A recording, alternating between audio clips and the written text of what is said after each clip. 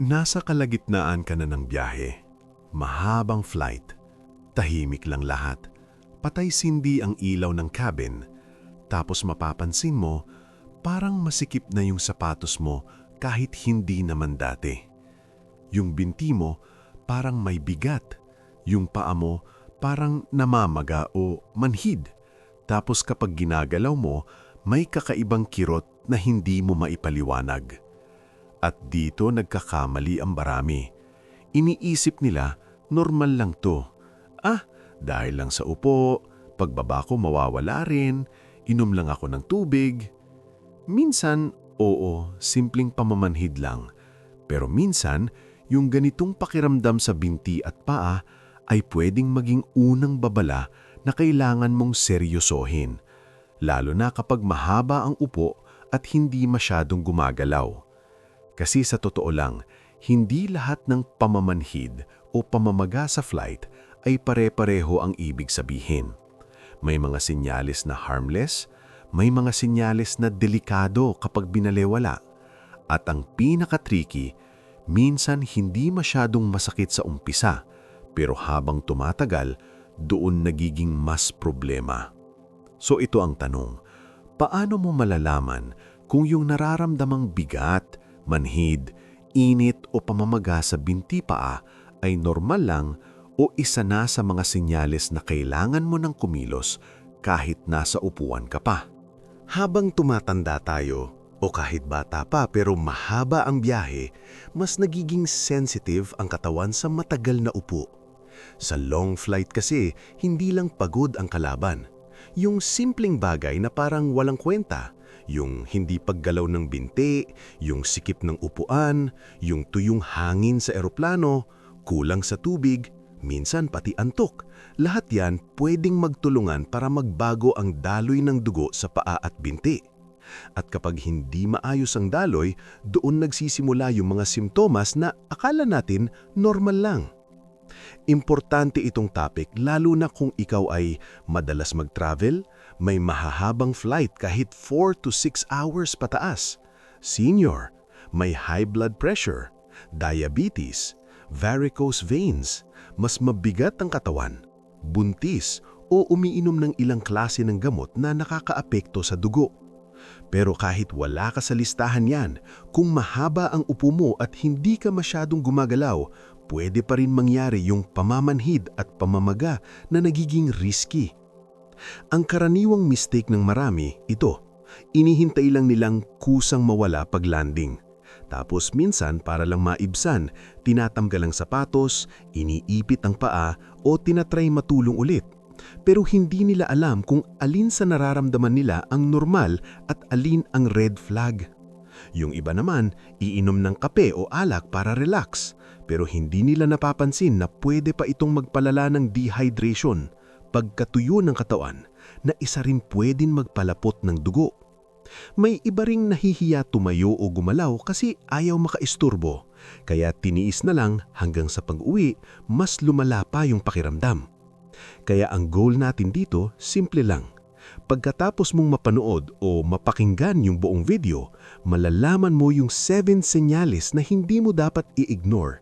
At ang mas mahalaga, ano ang pwede mong gawin habang nasa upuan ka pa na praktikal at hindi nakakahiya gawin.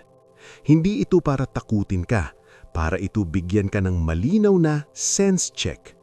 Alin ang normal na discomfort sa biyahe at alin ang senyales na dapat kang kumilos agad para maging safe ang binti at paa mo hanggang makarating ka. Sign number 1. Biglang one-sided na pamamaga o paninikip, isang paa o binti lang ang lumalaki o mas mabigat ang pakiramdam. Kung nasa upuan ka tapos mapapansin mo na yung isang paa o isang binti lang ang parang mas namamaga, masikip ang sapatos sa isang side o parang may bigat na hindi pantay, eto yung senyales na hindi mo basta dapat i-dismiss. Kasi sa long flight, normal na parehong paa ay medyo mamaga dahil matagal kang nakaupo at nag-iipon ng fluid sa baba. Pero kapag isang side lang ang kapansin-pansin, lalo na kung may kasamang kakaibang bigat o paninikip sa bandang binti, mas pinapakinggan natin yan. Sa medical side, isa ito sa mga classic na sintomas na pwedeng makita sa deep vein thrombosis o yung pamumuo ng dugo sa mas malalim na ugat ng binti, na mas posibleng mangyari kapag matagal na hindi gumagalaw ang binti. Ang practical na gawin habang nasa upuan ka pa, una, galawin mo agad yung calf muscles kasi sila yung pump na tumutulong pabalikin ang dugo pataas. Subukan mo yung simple. Itukod ang toes tapos iangat baba ang sakong, tapos baliktad. Sakong naman ang nakatukod habang inaangat baba ang toes. Kahit paulit-ulit lang habang nanonood ka o nakikinig, malaking tulong na yan. Pangalawa, kung masikip na yung sapatos o medyas, luwag-luwagan mo konti para hindi mas lalong naiipit. Pangatlo, tubig. Hindi yung todo-todo, pero paunti-unti at regular para hindi tuyong-tuyo ang katawan. At kung iinom ka man ng kape o alak sa flight, tandaan mo, pwede silang magpalakas ng dehydration sa ibang tao, kaya balance lang. Ngayon, ito yung real-life implication na gusto kong tumatak. Kung yung pamamaga ay hindi lang basta puffiness, kundi parang lumalala o may kasama ng init, pamumula o kirot sa isang binti, huwag mo nang i-hero mode. Sabihin sa flight crew kung kailangan mong tumayo sandali kapag safe at pag landing kung hindi nawawala o mas sumiside, magpatingin agad. Lalo na kung may biglang hingal o sakit sa dibdib. Yan yung mga sintomas na hindi na dapat pinapatagal. Sign 2. Parang pulikat o kumikirot na calf pain pero hindi nawawala at kadalasan isang binti lang. May mga pagkakataon sa long flight na biglang sasakit yung binti mo, lalo na sa bandang calf, likod ng binti. Parang pulikat, parang hinihila o may throbbing na kirot. Ang twist lang, kahit igalaw mo, hindi talaga nawawala. O kaya bumabalik-balik ng mas matindi, lalo na pag tumayo ka o nag-try kang maglakad papuntang CR. Kapag ganito, mas dapat kang maging mapagmatiyag kasi ang calf pain na one-sided at may kasamang tenderness, masakit kapag pinipisil o hinahawakan, ay isa sa mga sintomas na binabangkit sa DVT, hindi lang simpleng pagod. Bakit nangyayari? Sa eroplano, matagal tayong nakaupo at minsan nakabaluktot ang tuhod, minsan nakakross pa ang legs. Kapag hindi gumagalaw ang calf muscles, humihina yung pump na tumutulong magpaakyat ng dugo pabalik sa puso. Kapag mas mabagal ang daloy, mas tumataas ang chance na magkaroon ng problema sa ugat, lalo na kung may ibang risk factors ka. Kaya yung sakit na akala mong normal pulikat, pwedeng maging signal na kailangan mong ayusin agad ang galaw at circulation. Ang gagawin mo habang nasa upuan ka pa, praktikal lang. I-activate mo yung calf pump. Itaas baba ang sakong, tapos ikutin ang paa, ankle circles, tapos iunat mo yung tuhod ng paunti-unti, parang pinapatag mo yung binti para hindi laging nakatupi. Iwasan mo muna yung pag-cross ng legs at yung pagsiksik ng paa sa ilalim ng upuan na lalong naiipit. Kung safe at pinapayagan na tumayo, kahit maikling peyo at ilang hakbang sa aisle paminsan-minsan, malaking tulong. At yes, tubig pa rin, kahit paunti-unti lang, para hindi sobrang tuyo ang katawan. Yung real-life implication nito, kung yung calf pain mo ay tuloy-tuloy, isang binti lang at may kasama pang init, pamumula o paninikip, huwag mo nang imentalidad na tiisin ko na lang hanggang landing. Sabihin mo sa cabin crew kung kailangan mong gumalaw at pagdating, kung hindi humuhupa, magpatingin agad. Lalo na kung may biglang hingal, sakit sa dibdib, ubo na kakaiba o nahihilo, yan yung mga sintomas na pwedeng konektado sa mas seryosong komplikasyon at hindi na dapat pinapatagal. Sign number 3. Umiinit at namumula o nangingitim ang balat sa isang parte ng binti o paa, parang may apoy o kakaibang kulay. May mga tao na ang napapansin nila hindi lang basta pamamaga, kundi umiinit yung balat sa isang bahagi ng binti. Minsan may kasamang pamamaga o parang mas maitim ang kulay kumpara sa kabila. Minsan parang mainit na patch, minsan buong calf area. Kapag ganito, lalo na kung isang binti lang ang apektado, mas okay na hindi mo siya i-brush off na normal lang sa flight. Bakit ito mahalaga? Kasi kapag may problema sa ugat, lalo na kung may pamumuo ng dugo, pwedeng magkaroon ng pamamaga, plus init, plus pagbabago ng kulay sa mismong area. Ito yung mga sintomas na binabanggit sa DVT: swelling, pain or tenderness, warmth, redness or discoloration. Hindi ibig sabihin ito na sigurado na agad.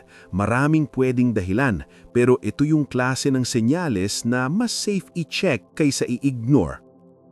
Anong gagawin mo habang nasa upuan ka pa? Una, tanggalin mo yung mga bagay na nakakaipit. Luwagan konti ang sapatos o medyas kung sobrang sikip at iwasan muna yung pag-cross ng legs. Pangalawa, gawin mo yung simple pero effective na galaw. Heel raises, toes nakatukod, taas-baba ang sakong, at toe raises, sakong nakatukod, taas-baba ang toes. Ito yung exercises na recommended para gumalaw ang calf muscles kahit nakaupo. Pangatlo, kung safe at pwede, tumayo sandali o mag-walk ng kaunti sa aisle paminsan-minsan kahit maikli lang para hindi stagnant ang daloy. Yung real-life implication nito, kung yung init at pamamaga ay tuloy-tuloy, lalo na kung sinasabayan ng paninikip, pamamaga sa isang binti at hindi humuhupa hanggang landing, mas mabuting magpatingin agad pagkatapos ng flight. May payo din na kapag may one-leg swelling na hindi nawawala matapos ang long flight, magpa-check ka na kaagad. At kung may biglang hirap huminga, sakit sa dibdib, ubo na may dugo o himatay o hilo, yan yung mga sintomas na considered urgent at kailangan ng agarang medical help. Sign number 4. May ugat na biglang nakaumbok at parang matigas na lubid sa binti. Masakit kapag hinawakan. Minsan, hindi mo ito mapapansin sa unang oras ng flight, pero habang tumatagal, mapapahawak ka sa binti mo, tapos mararamdaman mo na may ugat na mas nakaumbok kaysa dati. Tapos kapag pinisil o hinawakan mo, parang matigas at masakit, parang may cord o lubid sa ilalim ng balat. Yung iba, napapansin din na parang may parte na mas mainit o mas tender kapag nadadampian. Bakit ko ito binabanggit? Kasi isa ito sa mga sintomas na binabanggit sa DVT-related signs, yung swollen veins na masakit o sore kapag hinawakan, kadalasan kasama ng ibang senyales tulad ng one-leg swelling, pain, at warmth or redness. Hindi pa rin ibig sabihin na sigurado na agad, pero ito yung klase ng pagbabago na mas magandang hindi minamaliit, lalo na kung bago lang at isang binti lang. Ang magandang gawin habang nasa upuan ka pa, yung hindi awkward at talagang praktikal, ayusin mo muna yung pwesto ng paa mo. Flat sa sahig kung kaya, iwasan yung nakasiksik sa ilalim ng upuan o naka-cross legs. Tapos gawin mo yung quiet moves na hindi halata. Tighten, release ng leg muscles, saka yung heel raises at toe raises, sakong taas-baba, toes taas-baba. Ito yung mga simpleng galaw na nirerekomenda para gumana ulit yung calf pump at hindi stagnant ang dugo habang nakaupo. Kung pwede na tumayo at safe, kahit maikling tayo at ilang hakbang sa aisle kada ilang oras, malaking tulong. At ito yung mahalagang punto sa totoong buhay. Kung may ugat kang biglang naging sobrang tender at nakaumbok, tapos sinasabayan pa ng pamamaga o init sa isang binti, huwag mo nang gawing bahala na. Mas okay na pag-landing, magpa-check, lalo na kung hindi humuhupa. At kung biglang may hirap huminga, sakit sa dibdib, mabilis na tibok o hilo o pagkahimatay, yan yung mga sintomas na dapat agarang mapatingnan. Sign number 5. Pagtayo mo para mag-CR, biglang throbbing na sakit sa calf or thigh. Parang pinipiga, lalo na kung isang binti lang. May eksena na common sa long flight. Okay ka lang habang nakaupo, pero pag tumayo ka para mag-CR, biglang may kumirot na malalim sa isang binti. Minsan sa calf, minsan umaabot sa thigh. Tapos parang tumtibok o throbbing at napapahinto ka saglit kasi iba yung sakit. Kapag ganyan, huwag mong inormalize agad na nanlamig lang o napuruhan lang. Kasi sa mga sintomas na binabantayan sa DVT, kasama talaga yung throbbing pain sa one leg na kadalasang nararamdaman kapag naglalakad o nakatayo. Bakit lumalabas siya pagtayo? Dahil habang nakaupo ka ng matagal, bumabagal ang daloy ng dugo sa binti. Pag bigla kang tumayo, doon mo minsan mas nararamdaman yung pressure at discomfort. At kung may kasabay na pamamaga o init sa parehong binti na yun, mas nagiging signal siya na kailangan mong kumilos ng maayos, hindi yung titiisin at babaliwalain. Ang practical na gawin habang nasa eroplano ka pa, kung biglang sumakit pagtayo mo, upo ka muna ulit at huwag yung pilit na lalakad na nanginginig ka na. Mas okay yung controlled. Tapos gawin mo yung mga galaw na pang-activate ng calf, ankle circles at foot pumps, heels down, toes up, then toes down, heels up. Parang simpleng galaw lang yan pero malaking tulong para gumalaw ulit yung circulation. Kung safe na tumayo ulit, mas maganda yung dahan-dahang lakad sa aisle, hindi biglaan, at iwasan muna yung pagkocross ng legs pagbalik sa upuan. At para maging real tayo, kung yung sakit na yan ay paulit-ulit at isang binti lang, tapos napapansin mo ring mas namamaga o mas mainit yung side na yon, wag mo nang ipretend na wala. Pag landing, kung hindi humuhupa o mas lumalala, magpa-check na. Mas mabuti ng maaga kaysa late. Sign number 6.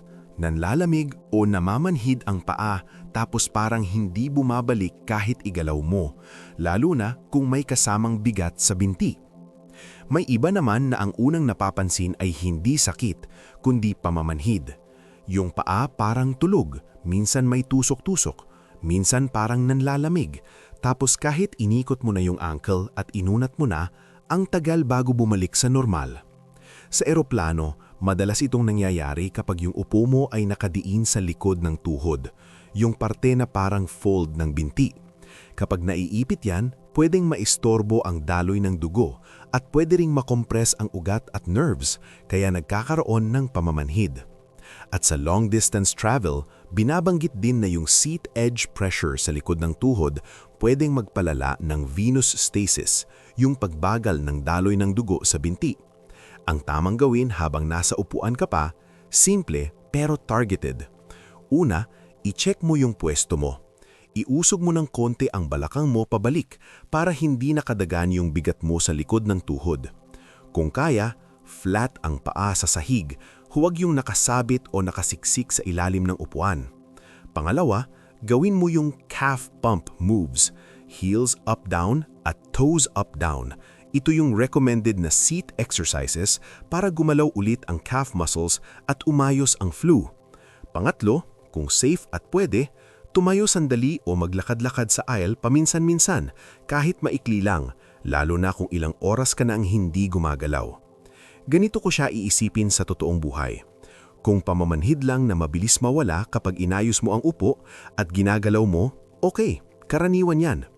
Pero kung yung pamamanhid ay may kasabay na bigat o pamamaga sa isang binti o parang lumalala habang tumatagal ang flight, mas magandang maging maingat.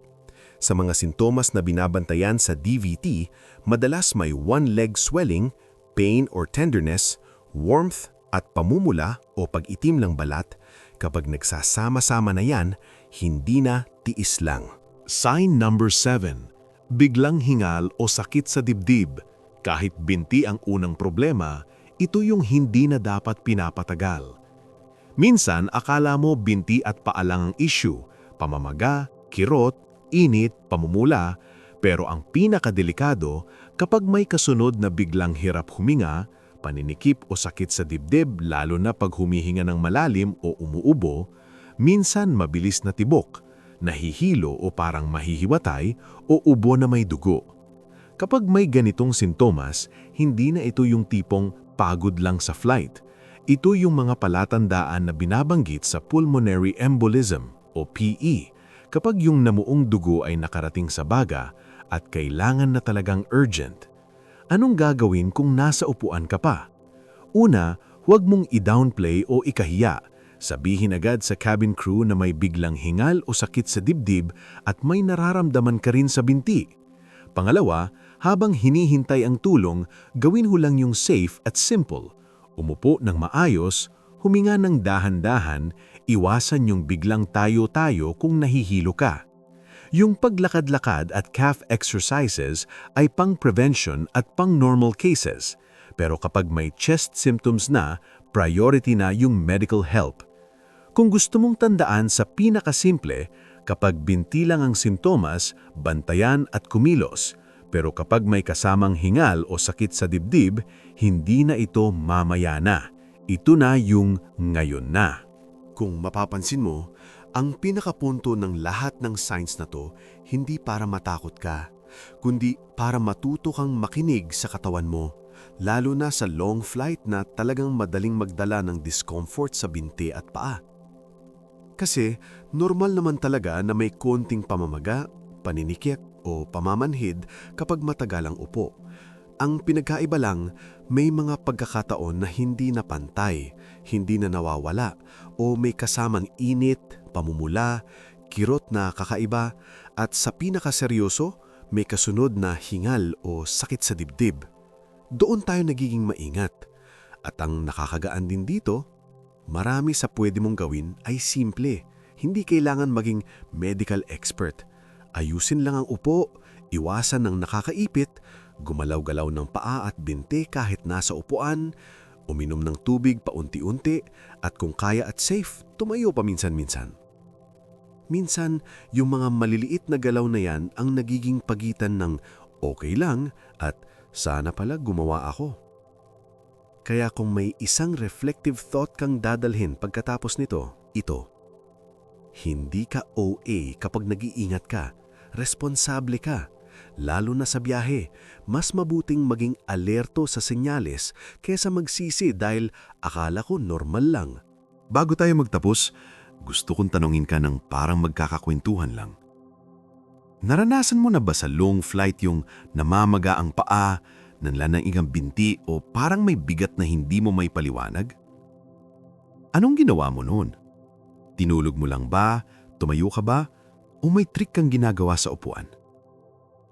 Kung gusto mo, i-share mo sa comments. Minsan yung simpleng experience mo, malaking tulong sa ibang tao na first time makaka-encounter nito. At kung gusto mo yung ganitong klase ng content na diretsong kwentuhan pero may laman, yung tipong practical, pang travel, pang seniors at pang araw-araw na ingat, samahan mo ako dito. Parang ganito lang yan, habang may panahon, mas okay na may alam tayo kaysa mga pa.